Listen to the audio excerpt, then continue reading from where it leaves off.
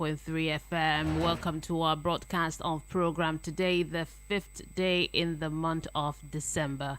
How you doing? Hope you're doing good this morning. My name is Mary Onaifi Edebi. Welcome to the front page review. I have different newspapers this morning. I'm going to be giving you the headlines, and thereafter we'll discuss some of the hot topics in the news and open the phone lines for you to join the conversation. And hopefully, Rufai Oseni will be joining me to analyze some of the stories in the news. That's the hot topic. But I'd like to tell you that today is International Volunteer Day. It's on December 5th annually. It's a day that recognizes the efforts of volunteers in transforming their society, economics, and the environment. So today is a day to celebrate the people that are doing voluntary work.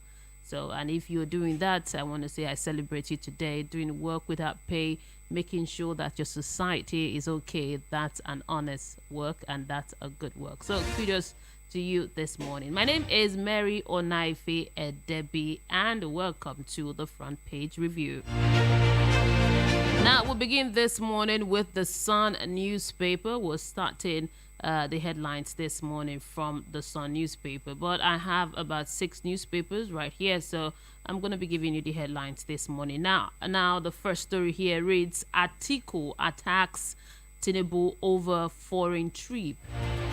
Why will have not endorsed any candidate, Igbo Tan Union says, and 13% derivation areas. I have no apologies. Commending Buhari, says Wike. Also from the Sun this morning, controversies as NRC increases train fares from Monday. Now we move to the Daily Thrust newspaper. Atiku endorsement: you made a grave error, Obi tells Dugara. That story is on Daily Thrust. Just in, shoot Imam adopt worshippers in Castina Mosque. Now, bandits shoot Imam adopt worshippers in Castina Mosque. Also from the Daily Trust this morning, you are Delta next governor, Udwa tells Oboriwori. That story is also on Daily Thrust this morning. Defense Minister charges a Navy to sustain clampdown on oil thieves. And we move over now to the Nation's newspaper this morning. Ex-depot price hits 225 naira per litre as petrol scarcity persists. Also from the Nation, we have Lagosians likely to ride on a blue light rail before Christmas. This is the governor talking. Sanwo-Olu says this. You can get the full story on the Nation's newspaper.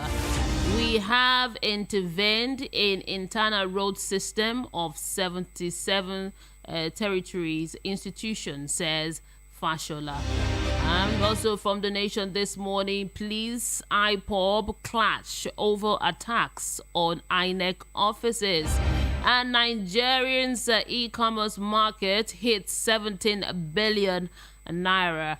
Also from the Nation this morning, oil and gas can no longer sustain Nigeria, says Obasanjo. Grandma expectant mom held for drugs. That story is on the Nation. Abuja Kaduna train resume on Monday. Also from the Nation's newspapers this morning. Now over to this day newspaper. Atiku, I will show Nigerians my health, says statue if need be. Okay, let me take the headline again. Atiku, I will show Nigerians my health statues if need be. The rider reads, call for private sector investment. Now, Kwankwaso, my government will not allow the state governors to suffocate local government financially. The story is on this day newspaper. Obi says federal government responsible for mismanagement of local government finances. And Sirap sues Buhari over failure to probe alleged missing ecological funds. Also from the Nations this morning, CBN of the 7.33 trillion naira treasury bills in 6 months. Obi investment in human development solution to eradicating poverty in Nigeria. The story is also on this day newspaper. Now to the Punch newspaper this morning.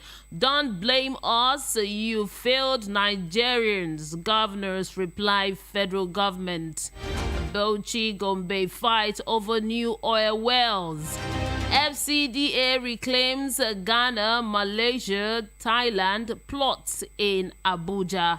Nigerians' challenges are not caused by colonialism, amalgamation, says Fashola. Also, Atiku Obi Kwankwaso lock horns at debate. Now, still giving you stories from the Punch newspaper. Obi was invited to the experience. Campaign spokesperson says this. And then now we move to the Vanguard newspaper. 78 days to election. Tension in PDP as Wike takes decision on Atiku. 30% derivation reform controversy. North Delta governors fight back.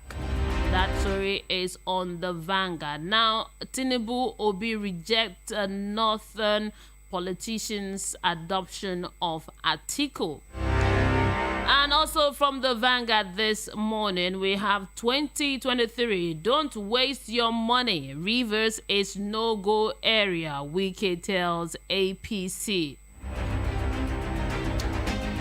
Ondo spend refund of 13 oil derivation orders on salary project Akeredolu.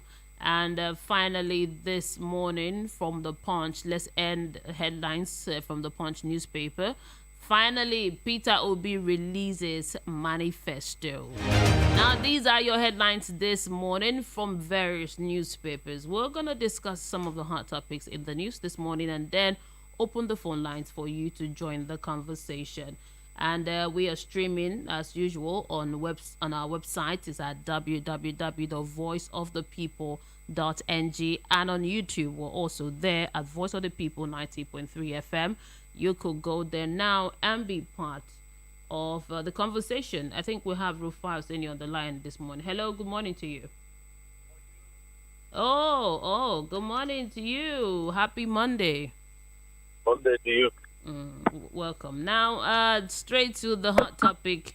A lot of hot topics this morning. So let's start with okay. Let's start with this one. Tinubu Obi rejects northern politicians' adoption of Atiku. Now, this is an interesting story. Now, okay, let me take a bit of it before we go on. The adoption of the People's Democratic Party PDP presidential candidate Alhaji Atiku Abubakar for the 2023 polls by Northern Christian Muslim politicians led by the House of Representatives Speaker Honorable Yakubu Dogara has kicked up dust in the polity. Now, he did this and a lot of reaction. We see from the Labour Party. Let's look at Labour Party said support art of tune with reality. That's what the Labour Party said. While the APC candidate said it's PDP adopting PDP, so no biggie. Why Kachuku said voters don't take such endorsement seriously. But what do you make of this endorsement by the Northerner? Does it have any weight concerning the election that is coming up? So, Mary, don't forget that the subject of all of this is politics.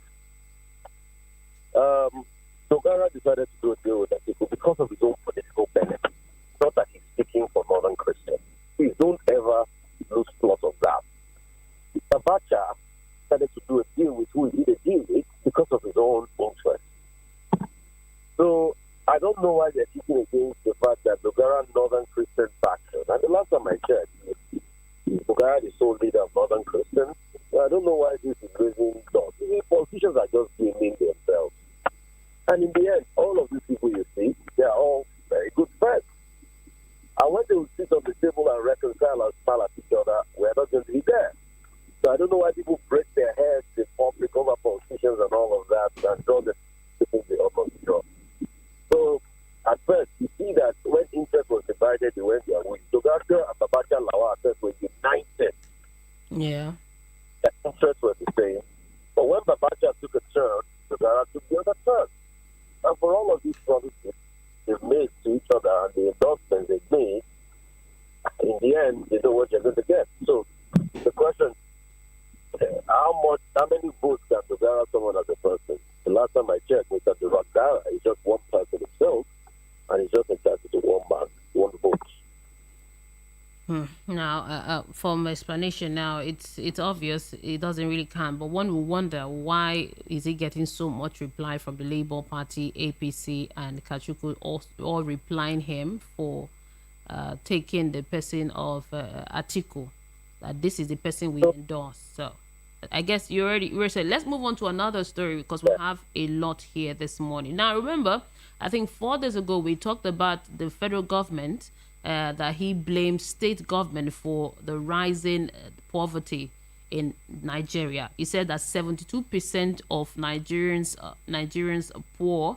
poor live in neglected rural communities, and the blame is to the governors because they spent a lot of their money in building airport infrastructure that does not really affect the common man in the states. Now we have a reply this morning from the governors. They said, don't blame us, you failed Nigerians. That is what is said here. The governors of the 36 states have accused the federal government of abandoning its duty of addressing the security challenges crippling economic activities in the country. Now, the governors, under the auspices of the Nigerian Governors Forum, said the rising level of poverty among Nigerians was a consequence of the biting effect of insecurity on commercial and agricultural activity.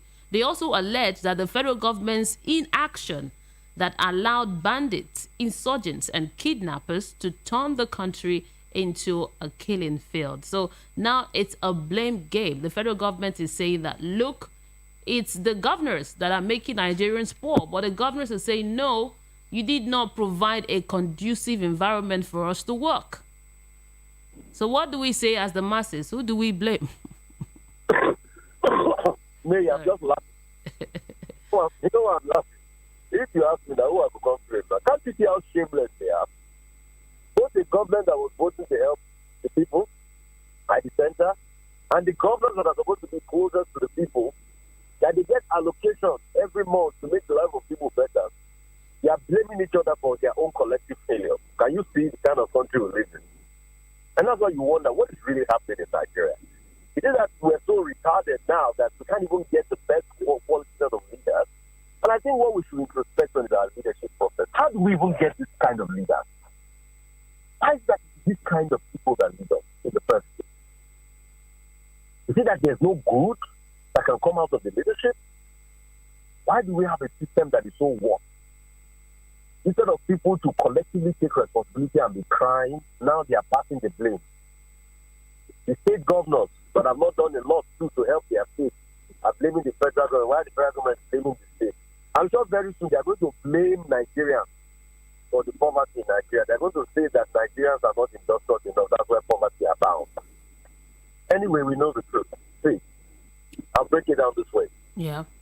There's something called the exclusive list of the things the federal government takes care of. There's something called the concurrent list. The states take care of those things. Education is under that list. To a certain extent, healthcare is under those lists. But also you have federal structures as regards healthcare. So that's to show you that it's a collective failure across board. Those very important things that develop the human capital index of Nigeria, both parties have not done any work at developing it. They've not focused on healthcare. They've not focused on education. They are bereft of ideas. And when people are bereft of ideas, they'll pass blame. They've not been able to provide the basics. Also, they forget that we, the people, by the Constitution, gave them authority to be able to manage our Commonwealth. These leaders talk as though that they are the ones that use their own personal money from their pocket to run Nigeria. But it's our commonwealth. So when politicians say they build roads and build bridges, I'm like, whose money is it? It's not the people's money. Is it not the commonwealth that you employ to be able to manage that you frittered away? We surrendered our commonwealth. I will do my hard work and I will get, but I will pay a certain percentage out of my salary in taxes to the government to be able to give me the baby. Then they will not do what they ought to do. Then the next thing they'll come back and say, I am the one to be blamed. I think they should do better. And that's why 2023 marks a great year. We can't allow this kind of cordial leadership to continue in our country, or else our country will sink. We need leadership that is accountable, that can say, yes, I have failed. How can I make it better? But here, I don't know why people don't want to accept responsibility when they have failed, and they pass the buck always. And that's why we're not growing as a people. More failure rests on the federal government, because the federal government makes policies specifically targeted at poverty. The question is, how did they spend that money? How did they spend school feeding programs? How did they spend all those money? How did those things lead people out of poverty? But also the state government is the blame. What did they do at the Grass Hospital? What did they do to improve the people's lives? How many schools are in good working conditions across their state? What is the state of their list schools? What is their primary school enrollment like? How many people are in primary school? How many million out-of-school children are there? I think these are the questions we should ask ourselves. And data points away from all of us.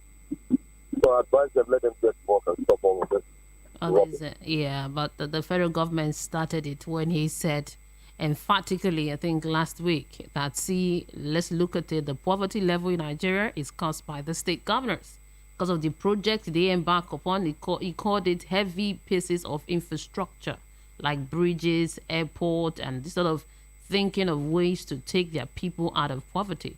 But you've done a fine job explaining what should be done. There's no need doing the blame game. Do the job. That's what we're asking. One notion. You can still build infrastructure and take people out of poverty. Because the question was going to be, who was going to build infrastructure before? Is it not the state? We have three chunks of roads: federal roads, state roads, and local government roads. Spread across about 195,000 kilometers of roads. I think federal takes about 36,000 kilometers. I'm not sure of the number. And state takes another one. Then you have local government. So who are going to build those roads? You can build those roads and still develop the livelihood of people. So let's stop all this, what's it called?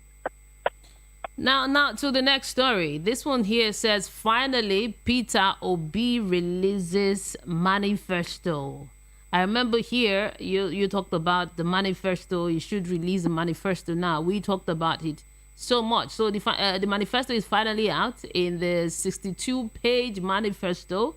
The Peter Obi campaign anchored on seven thematic areas. These are security, production, institutional reforms, the industrial revolution, infrastructure development, human capital development, and robust foreign policy. Now, further perusal of the document showed that Obi and his running mate, Dati Ahmed, promised to do this: one, secure and unite our dear nation and manage our diversity such that no one is left behind in Nigeria.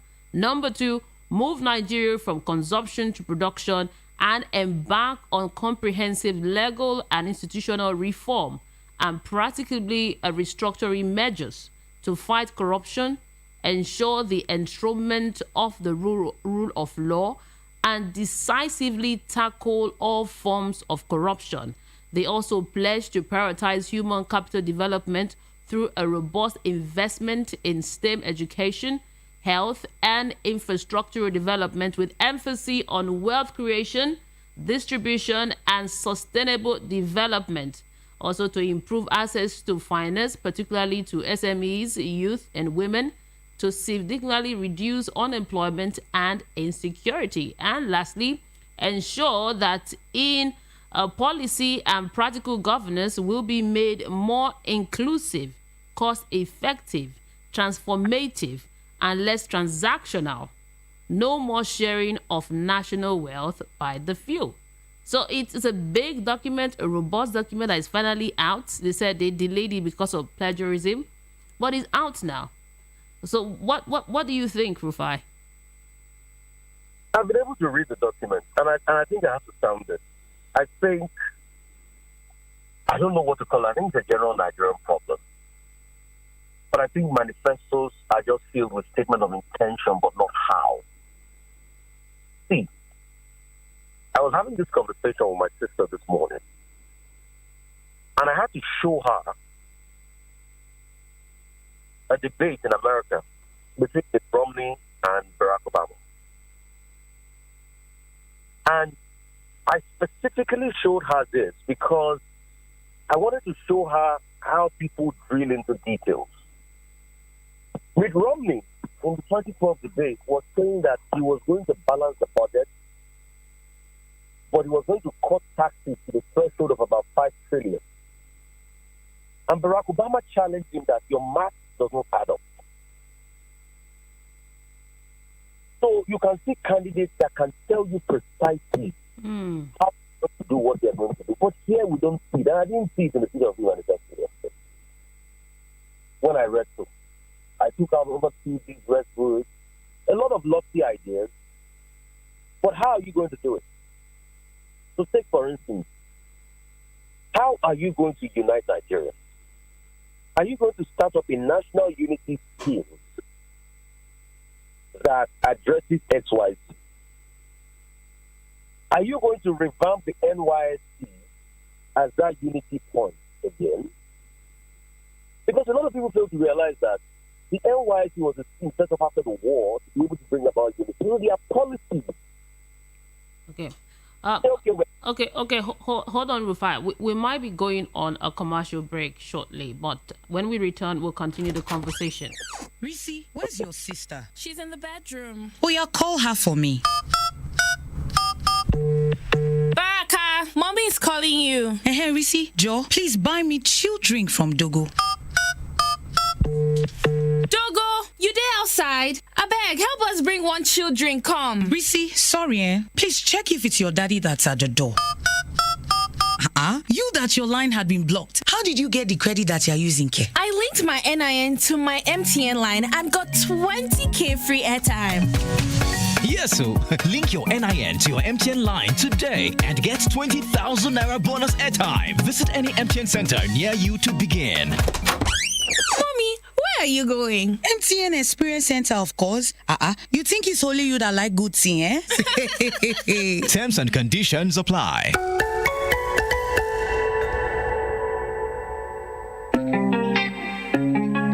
This is your number one radio station at BOP 90.3 FM. Risi, where's your sister? She's in the bedroom. Oh, yeah, call her for me. Baraka, mommy is calling you. Hey, Risi, Joe, please buy me chill drink from Dogo. Dogo, you there outside? I beg, help us bring one chill drink, come. Risi, sorry, please check if it's your daddy that's at the door. You that your line had been blocked. How did you get the credit that you're using, Ke? I linked my NIN to my MTN line and got 20k free airtime. Yes, so link your NIN to your MTN line today and get 20,000 Naira bonus airtime. Visit any MTN center near you to begin. Mommy, where are you going? MTN Experience Center, of course. You think it's only you that like good thing, eh? Terms and conditions apply.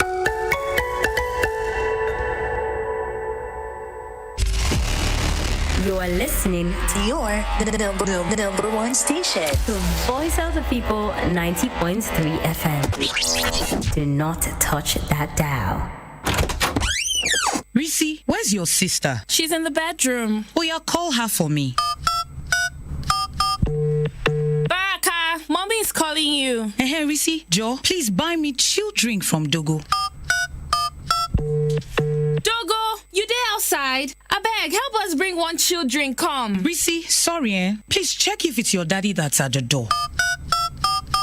You that your line had been blocked. How did you get the credit that you're using, Ke? I linked my NIN to my MTN line and got 20k free airtime. Yes, so link your NIN to your MTN line today and get 20,000 naira bonus airtime. Visit any MTN center near you to begin. Mommy, where are you going? MTN Experience Center, of course. You think it's only you that like good thing, eh? Terms and conditions apply. When I finish downloading this show like this, I will go straight to Tayo's house to eat sweet jollof. Then enjoy this movie on YouTube. It's just that Tayo will now start disturbing me to turn on my Wi-Fi for him when he can easily enjoy data bonus with MTN for me. With MTN for me, you will get 100% data bonus and discounted data bundles just like that. What are you waiting for? Dial *121# to get started with MTN for me. 24/7 around the world. Non-stop. This is Voice of the People, 90.3 FM. When I finish downloading this show like this, I will go straight to Tayo's house to eat sweet jollof. Then enjoy this movie on YouTube. It's just that Tayo will now start disturbing me to turn on my Wi-Fi for him when he can easily enjoy data bonus with MTN for me. With MTN for me, you will get 100% data bonus and discounted data bundles just like that. What are you waiting for? Dial *121# to get started with MTN for me.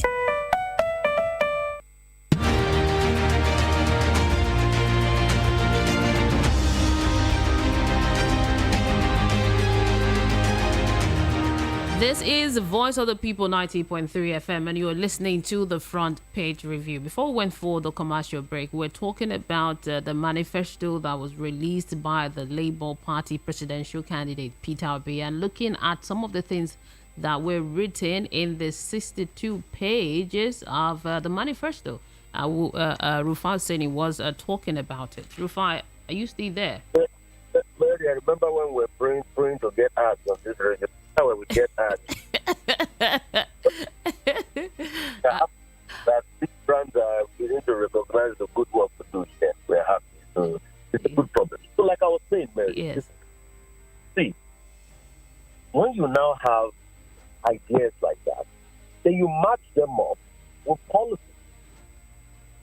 So take, for instance, if you say you want to turn Nigeria to a production company, a production of the country. Yes. What policies are you going to back it up with? You must be able to show that in your manifesto. Example is what happened in Ghana, where they said, okay, we wanted to move to production. Then they set up a policy called one region, one district, one industry, or one area, one industry. So are we going to have policies like that? You must also be able to include it in your manifesto. And if possible, put a rough estimate cost to it. Healthcare, for instance. You know, I was watching the Arise, what's it called yesterday, and I heard all the candidates. And I had some qualms at which how they talked about healthcare. See, the major problem with Nigerian healthcare, apart from the deplorable state of hospitals and the lack of funding and corruption that goes on, is out-of-pocket payments. It is not that there are no centers where you can get healthcare. They are private, and most people might not have money in the pocket to be able to pay for them at the point they need them. Yeah, you're right. You're very right. Out-of-pocket payment. That's why people die because of 2,000 naira in this country. So I was thinking and said, how about having a robust national health insurance scheme that can be revamped after the level of corruption? And the solution I created yesterday, tie the national health insurance into your NIN number. You should be able to use your NIN number to subscribe for your national health insurance. And you should be able to do it on your feature phone like USSD code. Then what you now do is you now have plans. For rural communities, you can make it 1,000 naira a year. Then you also subsidize it to them by putting more money in the hospital.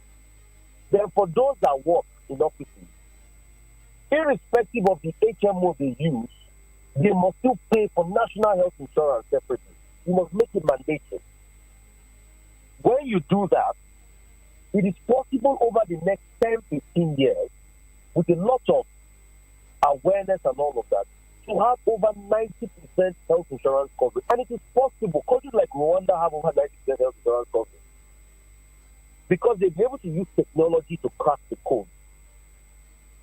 So that's an example of what I say in a manifesto should concern your solution. So when you say, oh, I will provide health insurance for people, how would you do it? I don't know if you get my point, Mary. I get you.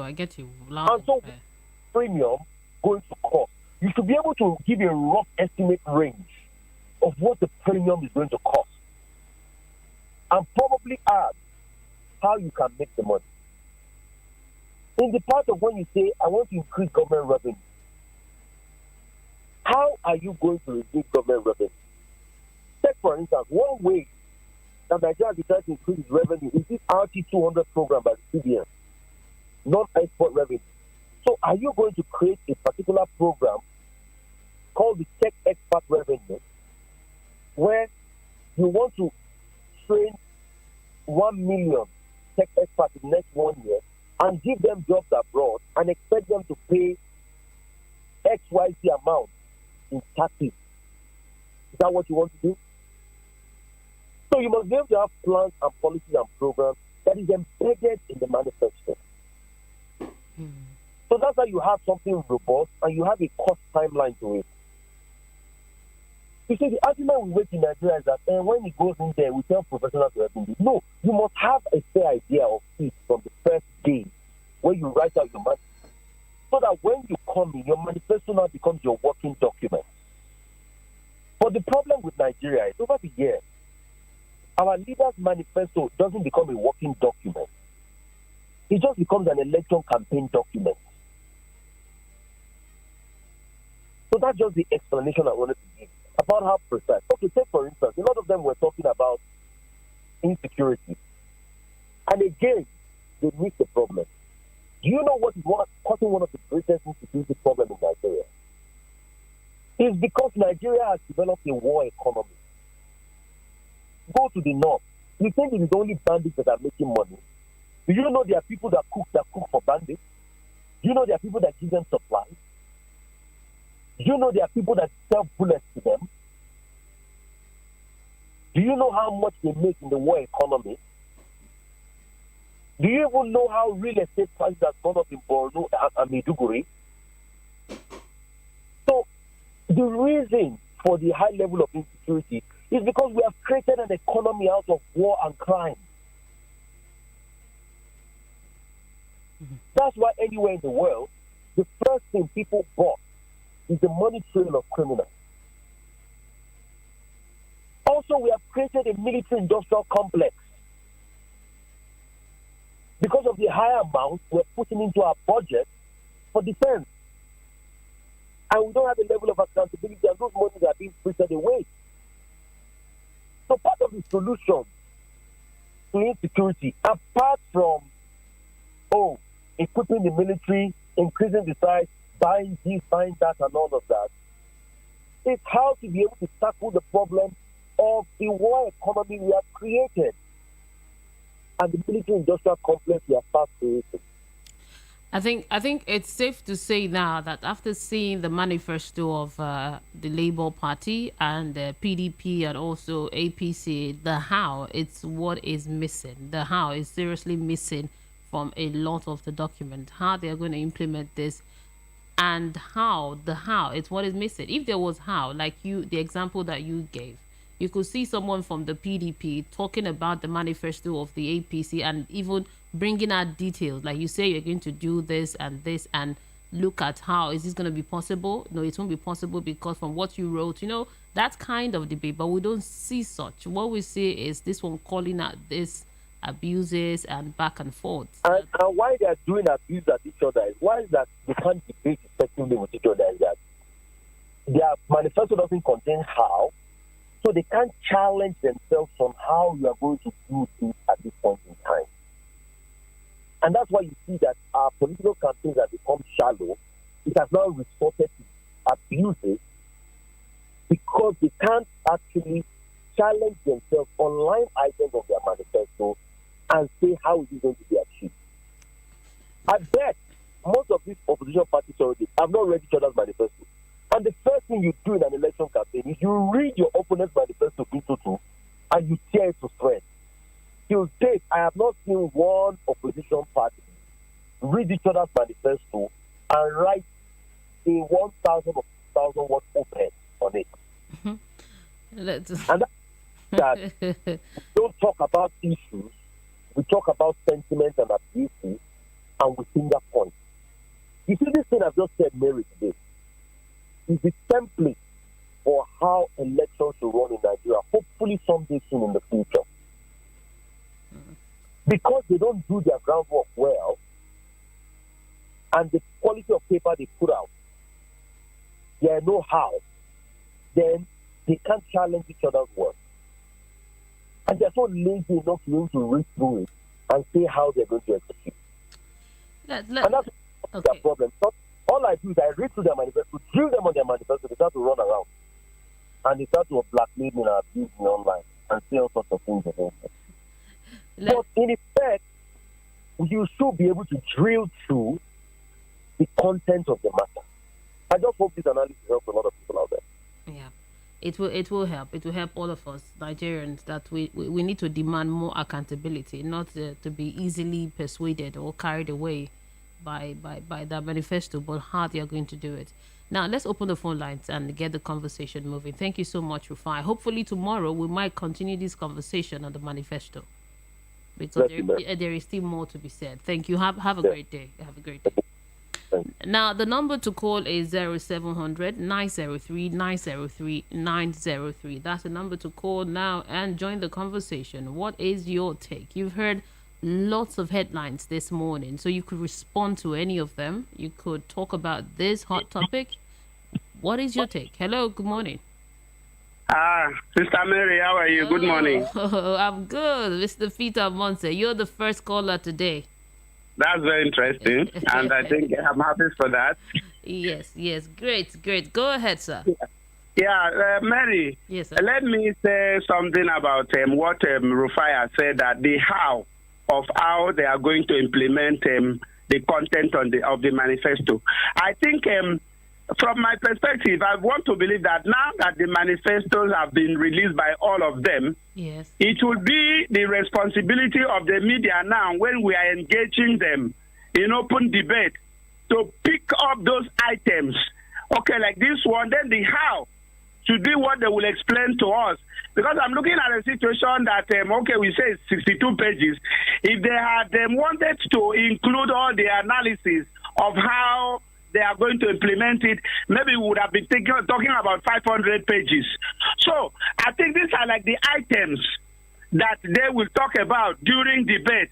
So during debate is where we will ask them, this one, how are you going to do it? This one, how are you going to do it? I think they will do that explanation to us. I may not subscribe to them putting all the house, explaining all the house in the manifesto, because it will be a bogus document. And that's on that. Then on the blame, finally, of the governors to the federal government. You know, Mary, I said the other day when the federal government was blaming the governors, I said I agree with him that you build bridges, flyovers, you build structures, you build rail lines, and then you build airport. How much of those that the people benefit from? Instead of you to build the water reservoirs, build the farm settlements, and then build the factories, the industries that will generate what people need today. But now that they are firing back on the presidency, I said that there too, that the federal government also is a major culprit here.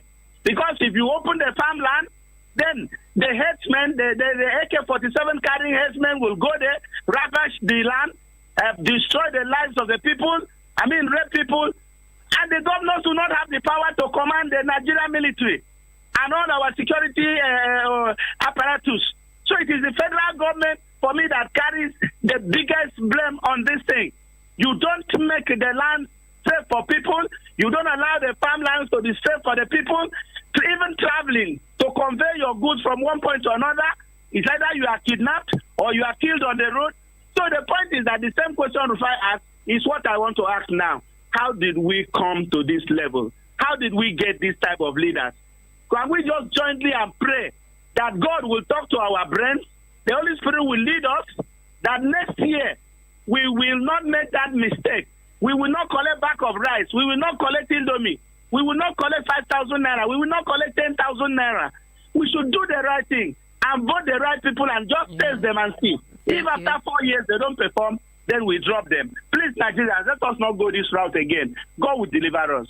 Thank you. Yeah, thank you so much, Peter Obi, for your contribution. 0700 903 903 903. That's the number to call. And also, you could send in a WhatsApp message. 0700 903 9039. Hello, good morning to you. Good morning, Mary. Good morning. Welcome. Go ahead, sir. Okoro is my name. Welcome, Mr. Okoro from Ajawa. Yeah. Yes, my dear. Go ahead, good sir. morning once again. Yeah. Rufai was asking this morning, I just want to react to what Rufai said. He said, how did we manage to get these leaders that are irresponsible in their duties?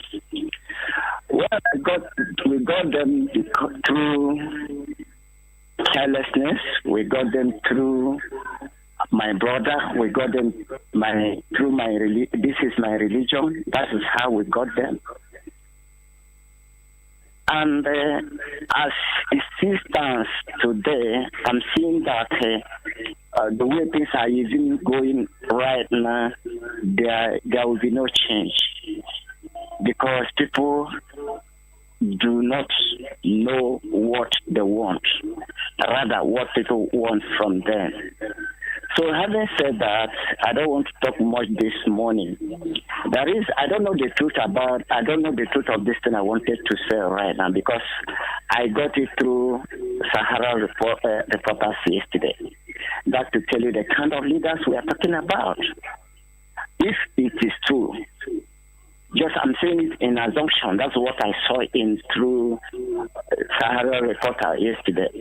That Tulumbu usually collects 900 billion naira from Lagos revenue monthly. And if that report is true, is it not height of ignorance or height of wickedness? Thank you, my dear. Yeah, thank you so much, Mr. Okoro, for your contribution this morning. Hello, good morning. 0700 903 903 903. Oh, turn down the volume on your radio set. Yeah, good morning to you. What's your name and your location? This is John Legend calling from Mochi. Oh, welcome, Mr. John Legend. Go ahead. Yeah. One thing in Nigeria is that we always like to complain. This is where complaint has taken us to. Because we are like players who know how to play outside the field, not even in the midfield, even in the field.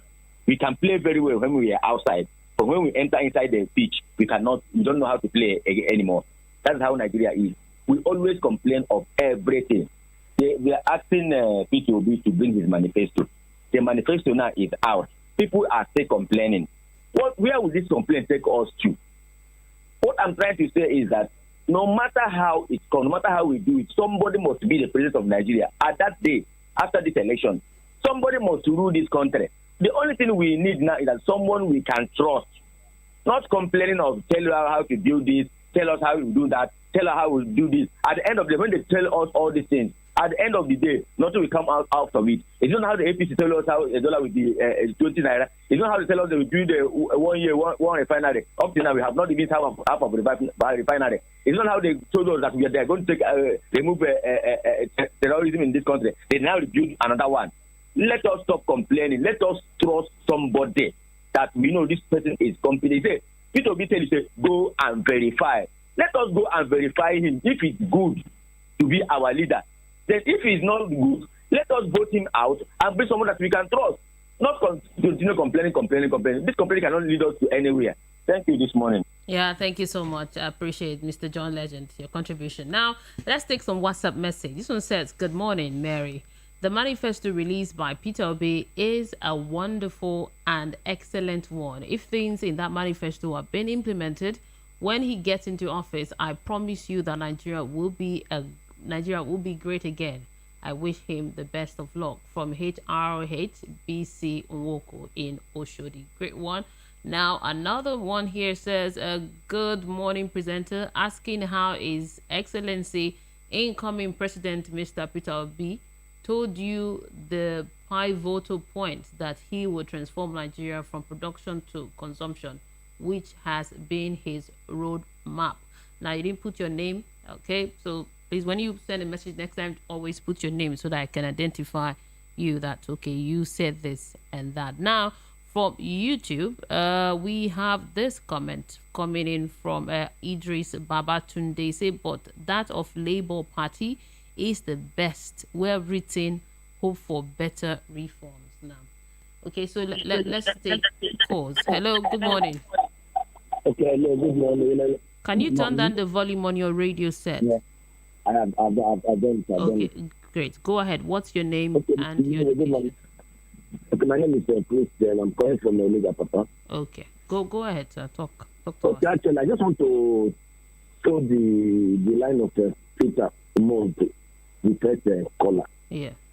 Actually, the manifesto of Obi is now out, and I love what Rufai Oseni said, because writing manifesto is not the issue, but how do you implement the manifesto? Yes, but the reason why I say I will show the line of Peter Obi is, at least when those people that are contesting, at least when they will call them for debate, so we are the one that we people are the one that will start asking them, okay, this particular side you say this, you say it, okay, how are you going about this? Are you hearing me now? Yeah. So when we ask them, then they will be able to explain, like what Peter Obi said, because if they start writing how they will go about each of the items, maybe the something the it might be up to 1,000 pages of document. So it is left for me now, the media, the journalists, the people, to ask them now, this particular thing you said you are going to do, how are you going to go about this? And there's something I will say again. I know. What will bless the Rufai Oseni? He spoke about, I think, war economy. That there are some people supplying this bandit, maybe like something like a cow. There are some people supplying them fuel, some people supplying them with bullets. You understand? And there are some people sponsor. How do we track these people down? So, because if people are able to track these people down, I think this insecurity issue will be what they use. So, God bless Nigeria. God bless most of people, and God bless Rufai Oseni, and God bless you. Thank you. Yeah, thank you so much. I appreciate your contribution. Now, 0700 903 903 903. We have 5 minutes before the end of the program. You could call us right now and join the conversation. Okay. Hello. Good morning. Hello. Hello, Mary. Mary, how are you? I'm doing great this morning. Welcome. Good to have you join us.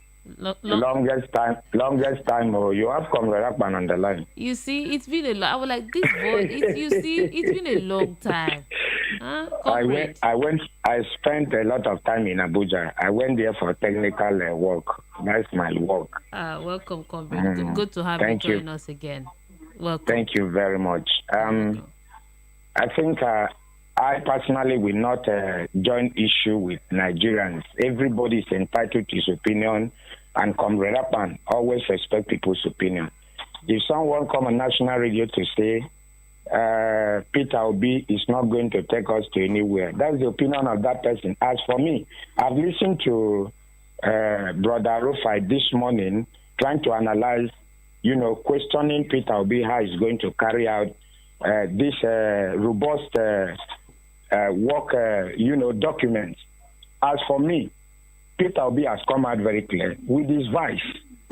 And they sat down to say, this is if I will, this is how I'm going to work. With what I have put down on this work document. So you cannot tell him how you're going to work. And he will sit down in a hurry to tell you how he's going to work when he has not, been to that office yet. Is it not when he enters the office that things will get clearer to him, and with that paper in his hand, he would form his cabinet and know how to work? For me, as far as I'm concerned, the current trend right now all over the place, Peter Obi will be the president of Federal Republic of Nigeria, the most populous black nation on earth, 2023. And I pray God should help him. Good morning. Yeah, thank you so much, Comrade Akpa. Good to have you back again. Now, we have lots of comment here from YouTube and also WhatsApp. So let me take them now. This one is from Ronzo. It says, this is the best manifesto ever. Great is coming to Nigeria again. Idris Babatunde said, we shouldn't just read this manifesto. We should hold our politicians accountable for everything they say. There should be rule of law to hold them accountable. Now, James Obulusi said, good morning. We Nigerians love to complain so much. We should forget about how, but trust someone who can do the job, then ask many questions. May God help us all. Adegboyega Adekunle says, the manifesto cannot give solutions to Nigeria. It's just a document. We just need someone trustworthy. Anybody can write a manifesto. Now, okay, that's it. And then Comrade Peterson says, Mr. Peter Obi manifesto is superb and concise and straight to the point, pointing clear to every sector.